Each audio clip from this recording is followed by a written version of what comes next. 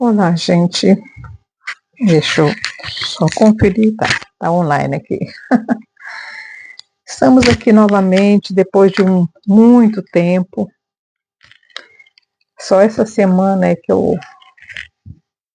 postei o último vídeo que eu havia feito do capítulo 22, no capítulo 23 de Gênesis. Hoje nós vamos estudar o capítulo 24. Já estamos no dia 16 de janeiro. Mais de mês depois daquele vídeo do capítulo 23, eu vou confessar a vocês que eu estou tendo muitos desafios esse começo de ano. Não tem sido fácil. Bom, eu já estava prevendo que esse ano seria complicado, mas eu não pensei que ele começaria tão complicado logo assim na primeira semana, né? Mas tem sido desafiador. As minhas noites têm sido bem difíceis, muitas horas acordada, durante a noite orando, mas eu sei que a vitória é nossa, não porque nós mereçamos, porque nós não merecemos.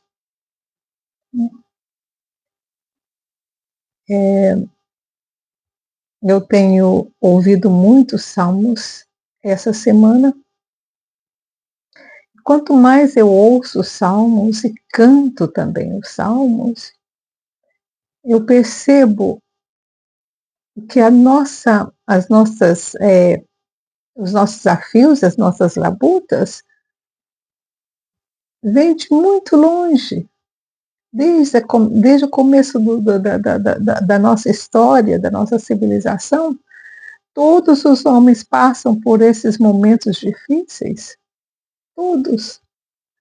E quando você ouve e lê os Salmos de Davi, você percebe o sofrimento daquele homem. Todos os salmos de Davi têm aquela dose de entrega total à vontade do Eterno, sabendo que todas as situações são difíceis, mas com a ajuda do Eterno a gente consegue vencê-las. Eu estava ouvindo essa semana alguns salmos, eu estava ouvindo todos, eu ouvi do começo ao fim, do Salmo 1 até o 150. Enquanto eu fazia um trabalho, né, eu estou reformando, repintando, pintando, fazendo uma limpeza, né, nos quartos de hóspede, e eu estava ouvindo os salmos enquanto eu trabalhava. E quanto mais eu ouço os salmos, mais eu entendo por que Davi é considerado segundo o coração do Eterno. Porque Davi, ele se humilhava na presença do Eterno, ele reconhecia suas faltas, ele dizia: em pecado eu fui concebido, em pecado me gerou a minha mãe, e eu sou um miserável pecador, e a única coisa que me salva é a misericórdia do Eterno. Ele reconhece isso em todos os seus salmos. E ele disse: só o Senhor. Tem alguns salmos que ele fala: só o Eterno para me livrar. Eu não tenho outra esperança. Todos me abandonaram. E aí, é uma coisa muito interessante, que quando Jesus estava na cruz, naquele momento, para ele suportar tudo aquilo, ele cantou os salmos. Ele cantou os salmos o tempo todo. Todos os salmos de Davi, ele cantou. Por isso que a Bíblia fala que num determinado momento alguém ouviu falar Pai, por que me abandonaste? Porque aquilo era também parte de um salmo, é porque ele ia cantando para ele mesmo, mas alguns momentos de muita dor, de muita angústia, ele falava um pouco mais alto, e aí as pessoas podiam ouvir o que ele estava falando. E tanto é que o soldado falava, ele está balbuciando, ele está com muita dor, ele está tendo uma alucinação, alguma coisa assim, porque ele estava falando os salmos, ele estava recitando os salmos o tempo todo. Então, uma coisa que a gente tem que aprender com Jesus de Nazaré é que quando o sofrimento vem, quando as labutas vêm, quando as incertezas vêm, quando as agressões e as labutas da vida, as lutas normais do dia a dia vêm, vamos recitar os salmos, vamos fazer como Jesus fez ali na cruz. Foi a única forma dele conseguir. E estudando os Salmos de Davi, a gente percebe essa entrega à vontade do Eterno, mesmo que essa vontade do Eterno seja muito difícil de passar por ela. E a palavra diz, e Davi também fala, recebemos do Senhor a bênção, porque não recebemos dele também o castigo? Né? Se essas coisas acontecem, é porque merecemos. E ele, na humildade dele, diante do Eterno, ele fala, eu não sou nada. A Davi não era arrogante, porque o pecado da arrogância é que nos separa da caridade, da bondade e da misericórdia do Eterno. Essa semana eu me conscientizei de quão arrogante eu tinha sido durante toda a minha vida. Arrogante, pensando que eu conseguiria fazer alguma coisa, pensando que eu consigo alguma coisa. Eu não consigo nada, se não for misericórdia do Eterno. E é isso que a minha conscientização de estudar o Salmo de Davi tem me levado a perceber. Arrogância. E ele fala, não andeis com o queixo levantado. Aquele que olha por cima é arrogância. E ele fala, abaixa o queixo, abaixa a cabeça.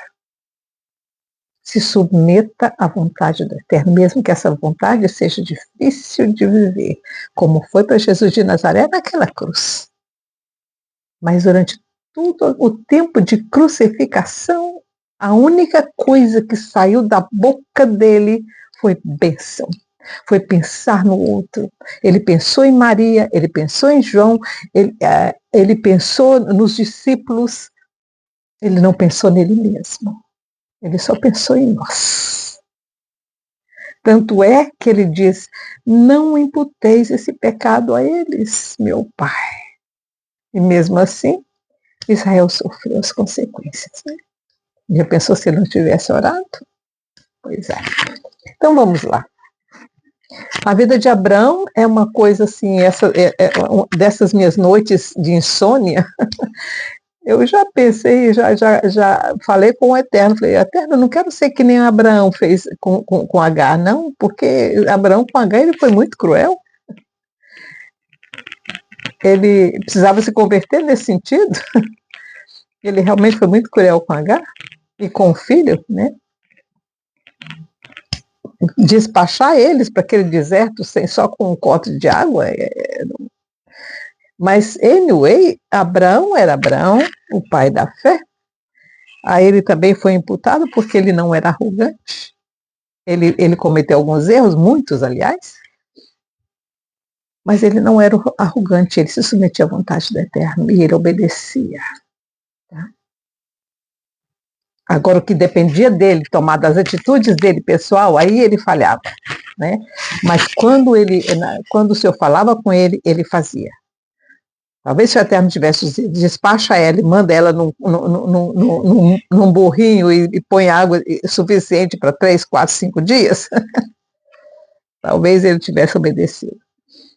Vamos lá, Gênesis capítulo 24. E era Abraão já velho e adiantado em idade, e o Senhor havia abençoado Abraão em tudo.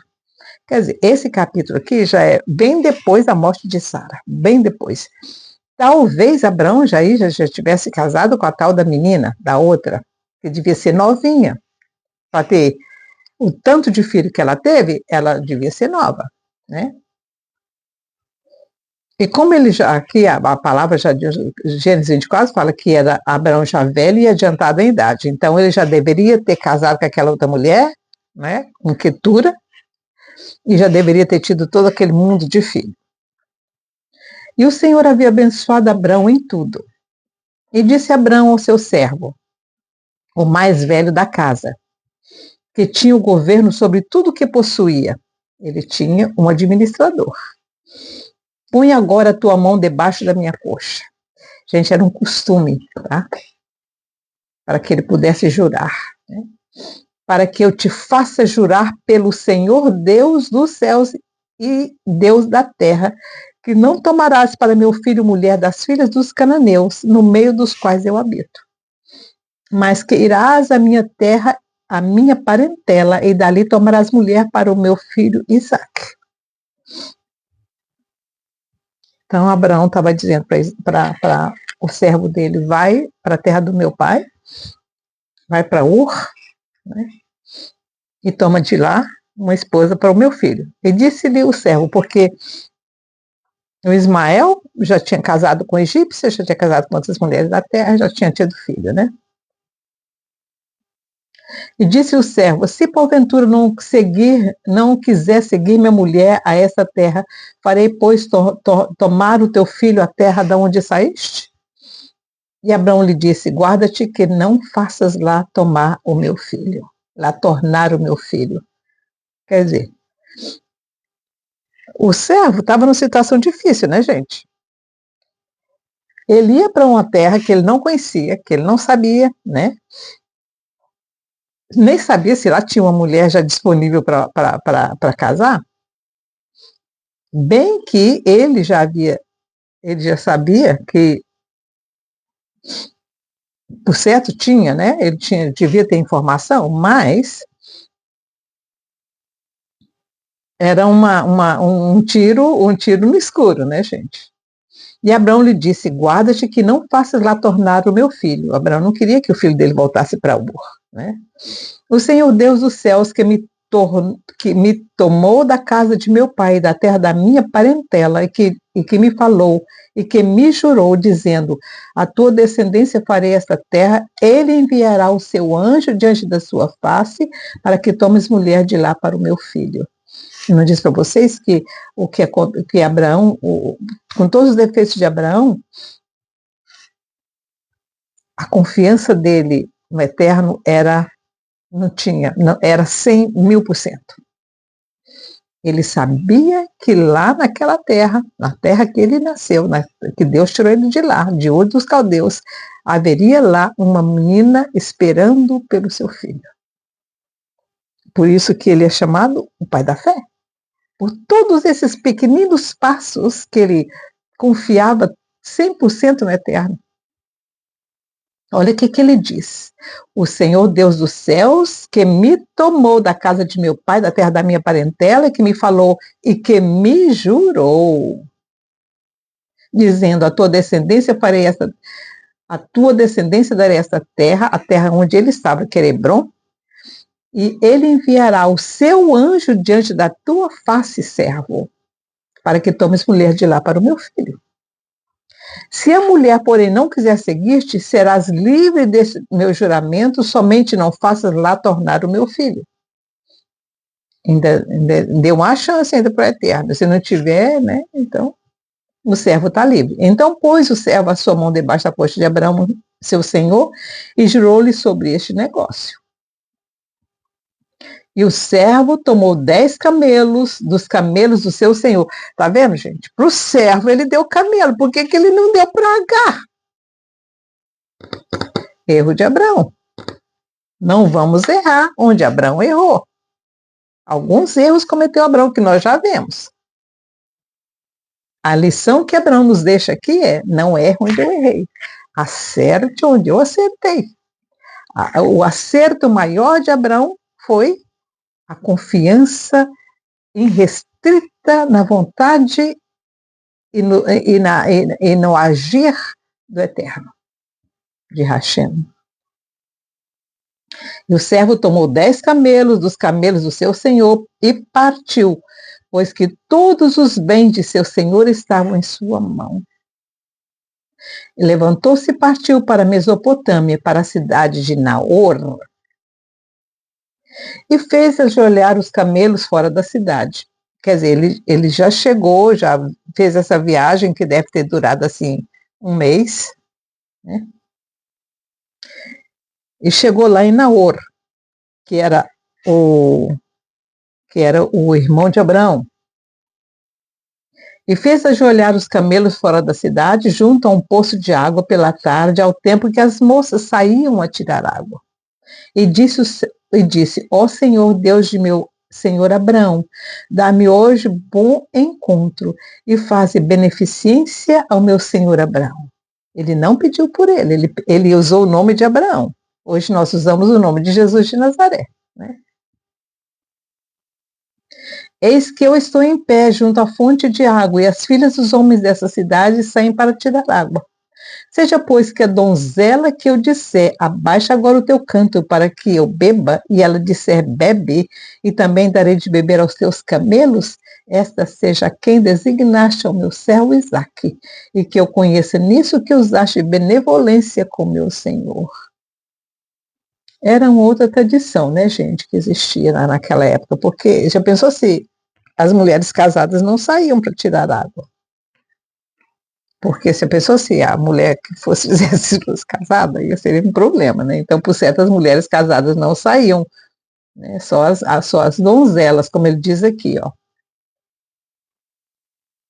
Aqui está bem específico falando, né, gente, ó. Eis que estou em pé junto à fonte de água, e as filhas dos homens dessa cidade saem para tirar água. E seja, pois, que a donzela a quem eu disser, então ele estava observando, ele ia observar todas as mulheres. Ele ia se aproximar daquela que ele sentisse que deveria ser ela. Ele não era, ele era um homem inteligente, ele era um homem, né? Um homem que observava as coisas, que percebia as coisas. É outro ensinamento que a gente tem que observar aqui. Às vezes, as situações na vida da gente acontecem porque a gente não observa. Não observa. Não toma cuidado, né? A gente tem que estar presente naquele momento, em todas as ações que fazemos, presente no momento da ação. Às vezes a gente está no mundo da lua, e aí, né, tem problema. Tá, aqui o pessoal chama daydream, fica sonhando de dia. Sonhando sem estar dormindo, aí as situações ficam difíceis, né? E sucedeu, versículo 15, e sucedeu que antes que ele acabasse de falar, eis que Rebeca, que havia nascido a Betuel, filho de Milca, mulher de Naor, irmão de Abraão, saía com o seu cântaro sobre o seu ombro. Lá vem a menina, caminhando. A donzela era muito formosa à vista, virgem, a quem o homem não havia conhecido, e desceu à fonte, encheu o seu cântaro e subiu. Então, gente, devia ser um tipo meio montanhoso, né? Porque diz que ela desceu, foi até a fonte de água. Aqui não fala que era uma cisterna, não. E sucedeu que antes que ele acabasse de falar isso, que Rebeca, que havia nascido a Betuel, filho de Milca, mulher de Naor, irmão de Abraão, saía com seu cântaro sobre os seus ombros. E a donzela era muito formosa à vista, virgem, a quem o homem não havia conhecido. E desceu à fonte e encheu o seu cântaro e subiu. Então a fonte devia ser um riacho, alguma coisa assim, né? Então o servo correu-lhe ao encontro. Então ele observou ela vindo, ela encheu o cântaro de água lá e subiu novamente. Naquela época as mulheres não levantavam o rosto para homem. Mesmo que ela tenha observado de longe os camelos e o homem que estava lá, ela não levantou o rosto. Ela desceu, encheu e subiu no caminho dela. Esse era o costume.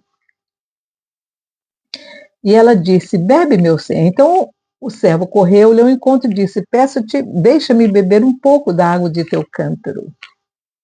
E aí ela respondeu, porque o homem tinha que falar primeiro. Se o homem não se dirigisse à mulher, a mulher não poderia se dirigir ao homem. E ela disse, bebe, meu senhor. E apressou-se e abaixou seu cântaro sobre a sua mão e deu-lhe de beber. Elas carregavam no ombro, né, gente? E acabando ela de lhe dar de beber, disse, tirarei também água para os teus camelos, até que acabem de beber. Gente, camelo bebe muita água, e eram 10 camelos, a mulher, ela trabalhadeira. Nossa, era um cântaro para cada camelo.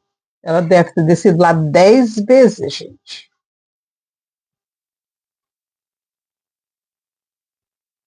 E o homem estava admirado de vê-la, calando-se para saber se o Senhor havia prosperado a sua jornada ou não. Ele só observou aquela menina, aquela moça, descendo 10 vezes para alimentar camelo. E aconteceu que, acabando os camelos de beber, tomou o homem um pedaço de ouro, um pendente de ouro, e meio ciclo de peso. E aconteceu, versículo 22, e aconteceu que, acabando os camelos de beber, quer dizer, depois da 10ª descida e subida, tomou o homem um pendente de ouro de meio ciclo de peso, e 2 pulseiras para suas mãos, do peso de 10 ciclos de ouro. Uau! Então, era rico, né? E disse-lhe, de quem és filha? Faz-nos saber, peço-te, há também em casa de teu pai lugar para nós pousarmos? E ela lhe disse, eu sou filha de Betuel, filho de Milca, o qual ela deu a Naor. Disse-lhe mais, também temos palha e muito pasto, e lugar para passar a noite. Então inclinou-se aquele homem e adorou o Senhor. Eita, Abraão, homem de fé! E ele ensinou isso ao seu servo.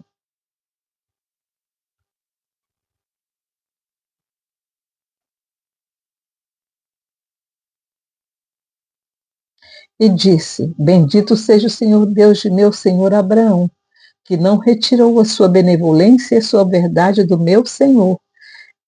Quanto a mim, o Senhor me guiou no caminho à casa dos irmãos de meu senhor.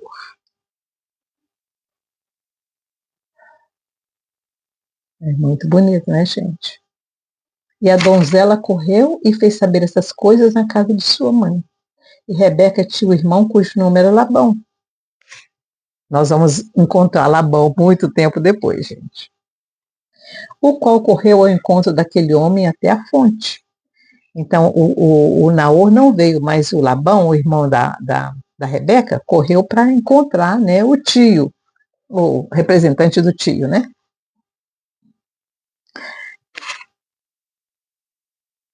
E a donzela correu e fez saber. E Rebeca tinha um irmão cujo nome era Labão, o qual correu ao encontro daquele homem até a fonte.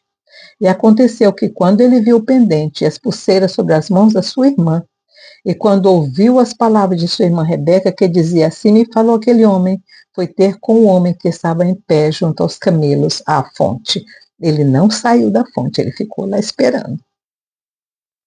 E disse, entra, bendito do Senhor, porque estás fora?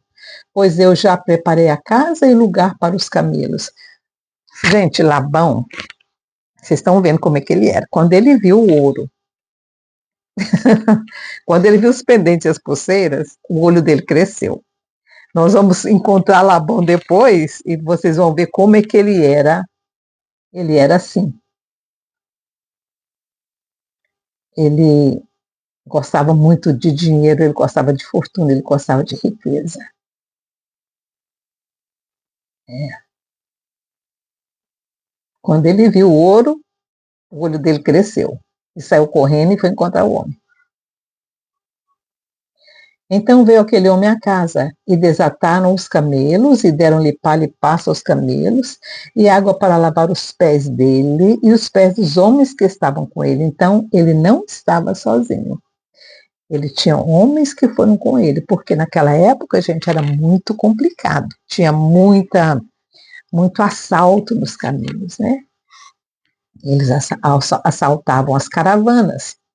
Então, por isso que ele não foi sozinho, ele levou com 10 camelos, por certo, eram 8 homens, 9 homens, ele, um camelo, mais 8 homens, outros camelos, e um camelo para levar a menina de volta, né?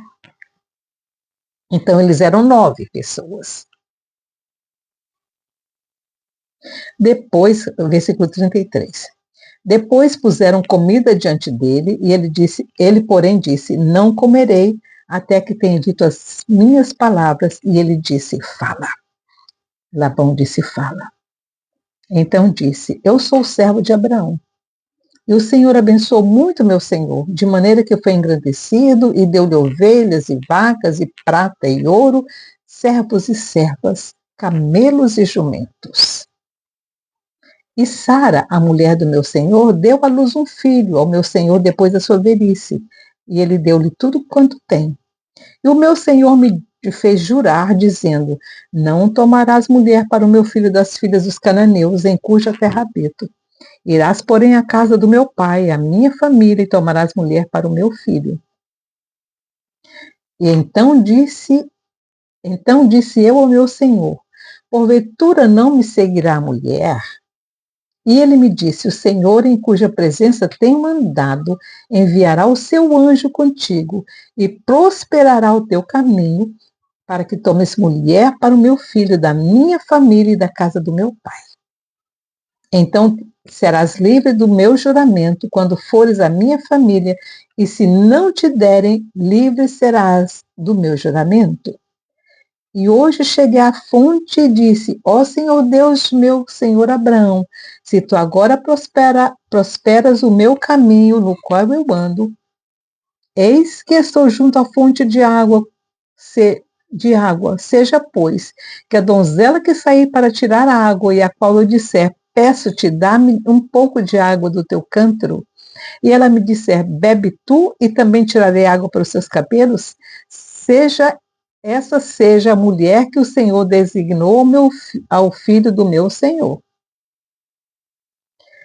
E antes que eu acabasse de falar no meu coração,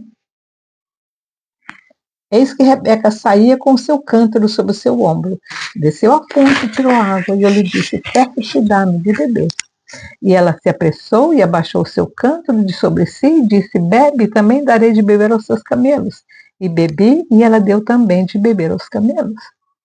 Então lhe perguntei e disse: De quem és filha? Ela disse: Filha de Betuel, filho de Naor, que lhe deu Milca. Então eu pus o pendente no seu rosto e as pulseiras sobre as suas mãos. Inclinando-me, adorei ao Senhor e bendisse ao Senhor, Deus de meu senhor Abraão, que me havia encaminhado pelo caminho da verdade para tomar a filha do irmão de meu senhor para o seu filho. Agora, pois, se vos haveis de fazer benevolência e verdade ao meu senhor, fazei-mo saber, e se não, também me fazeis saber, para que eu vá à direita ou à esquerda. Outra tradição entre eles, né? Então responderam Labão e Betuel e disseram: Do Senhor procedeu este negócio. Não podemos falar-te mal ou bem. Eis que Rebeca está diante da tua face. Toma e vai-te, seja mulher do filho de meu senhor, como tem dito o Senhor. E aconteceu que o servo de Abraão, ouvindo essas palavras, inclinou-se à terra diante do Senhor e tirou o servo joias de prata e joias de ouro. o Labão estava certinho, né? E vestidos e deu a Rebeca, e também deu coisas preciosas ao seu irmão e à sua mãe.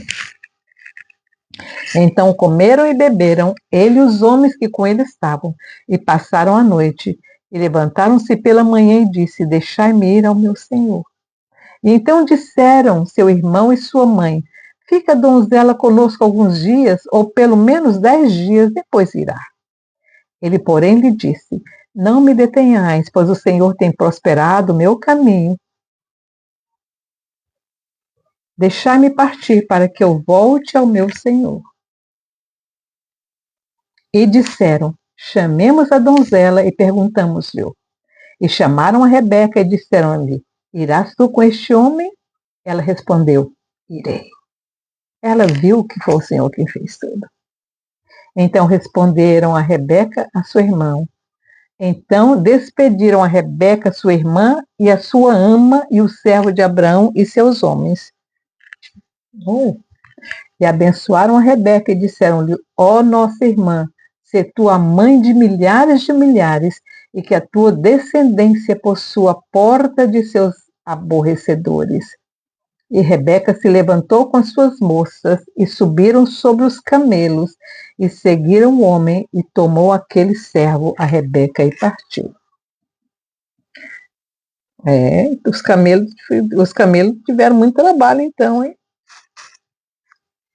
Ora, Isaque vinha de onde se vem do poço de Beer-lahai-roi, porque habitava na terra do sul.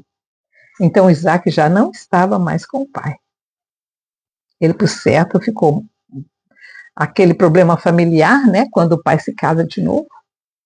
Ora, Isaque vinha de onde se vem do poço de Beer-lahai-roi, porque habitava na terra do sul. Isaque saíra a orar no campo à tarde, e levantou seus olhos e olhou, e eis que os camelos vinham. Rebeca também levantou seus olhos e viu Isaque, e desceu do camelo. E disse ao servo: quem é aquele homem que vem pelo campo ao vosso encontro? E o servo disse: este é o meu senhor. Então tomou ela o véu e cobriu-se. E o servo contou a Isaque todas as coisas que fizera. Isaque trouxe-a para a tenda de sua mãe Sara, e tomou a Rebeca, e deu-lhe por mulher, e foi-lhe por mulher, e amou-a. E assim Isaque foi consolado depois da morte de sua mãe.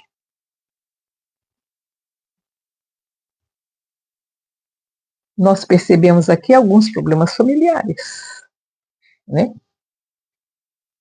Percebemos aqui algumas situações.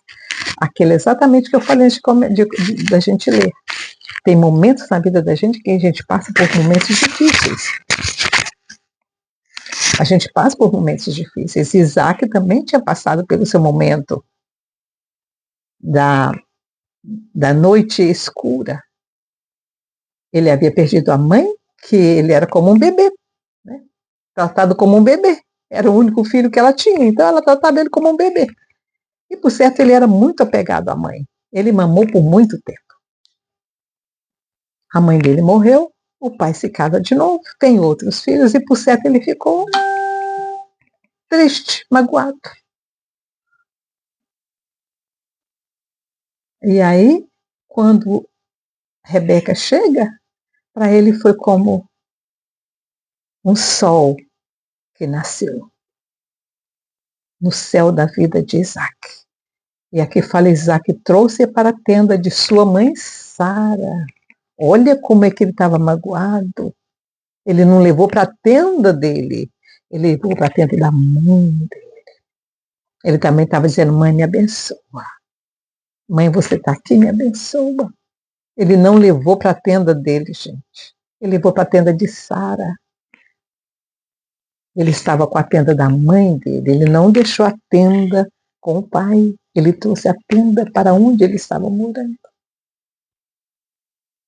E tomou a Rebeca e foi-lhe por mulher e amou-a. Assim, Isaque foi consolado depois da morte de sua mãe. E demorou, gente. Ele tinha mais de 40 anos. Quando a mãe morreu, ele tinha uns 30. Foi mais ou menos uns 10 anos. Ele, por certo, entrou um pouquinho de depressão, né? E aí ele se consolou. Vamos tomar, né, exemplos aqui nessa história, nessa leitura. Há sempre um consolo. Há sempre um consolo.